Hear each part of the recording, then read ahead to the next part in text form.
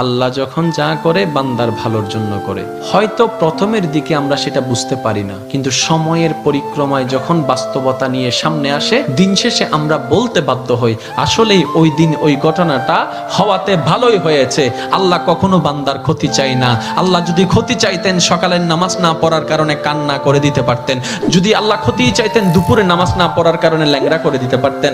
আল্লাহ সেটা চান না। আল্লাহ চাই বান্দার সব সময় ভালো। আর মা তো দেখেন জন্ম দেওয়ার কারণে সন্তানের তো অপরাধ করার পরও মা সন্তানের প্রতি কতই ভালোবাসা, কতই মায়া। বাবার কাছ থেকে সন্তানের পিঠকে বাঁচাই ফেলছে, এরকম হাজারো মা আছে ওই মায়ের জন্য। কিন্তু আল্লাহ পাক রব্বুল আলামিন বান্দার উপর কতটুক ভালোবাসে দিয়েছেন সেটা আমরা বান্দারা বুঝতে পারি নাই বলে শয়তানের ফাঁদে বারবার পা দিয়ে আটকাই যাচ্ছি। মনে রাখবেন, মনের মধ্যে কথাটা বসাই ফেলবেন, আল্লাহ যখন যা করে বান্দার ভালোর জন্যই করে। একদিন না একদিন সেই ভালোটা আপনার বিবেকে এবং মনে প্রমাণ হয়ে সামনে চলে আসবে। আমি বুঝাতে চাচ্ছি আমাদের সাথে সবচেয়ে কানেকশন কার বেশি ভালো থাকতে হবে, বান্দা হিসাবে আল্লাহর, উম্মত হিসাবে নবী রাহমাতুল লিল আলামিনের সুন্নাহ।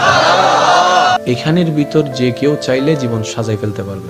আমি বলছি যে কেউ, anybody, you can do it, not impossible. Because impossible শব্দটাকে যদি একদম ভালো করে গভীরভাবে দেখেন, সেখানের ভিতর আপনি আশ্চর্যভাবে একটা জিনিস দেখবেন। ইম্পসিবল একটু যদি ডিফাইন করেন, ভাগ করেন, দেখবেন I am possible. Impossible, possible কে আলাদা রাখেন, আই এম কে আলাদা রাখেন।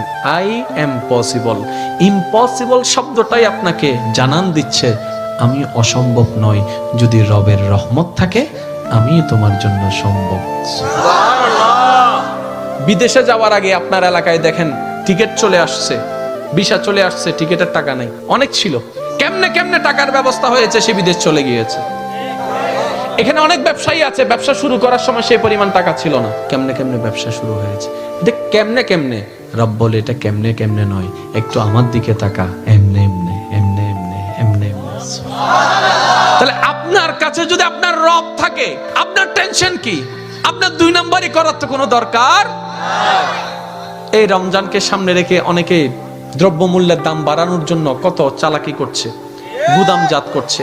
আমি তাদের উদ্দেশ্যে শ্রদ্ধার সাথে একটা কথা বলবো, ভাইয়া জীবনে হয়তো অনেক করেছেন, আপনি এই কারণেই করছেন 2টা টাকা 5টা টাকা লাভ বেশি হবে। তো এই সেক্টরে না হয় আপনার 10,000 টাকা 10 কোটি টাকা লাভ হলো, অন্য সেক্টরে যদি 20,000 কোটি টাকা খরচ হয়ে যায় তখন কি করবেন? কারণ জগতের মানুষ সবাই জানে যে অন্যের জন্য গর্ত করে সে গর্তে সে নিজেই পতিত হয়, এই কথা নিয়ে কারো কোনো দ্বিমত নেই।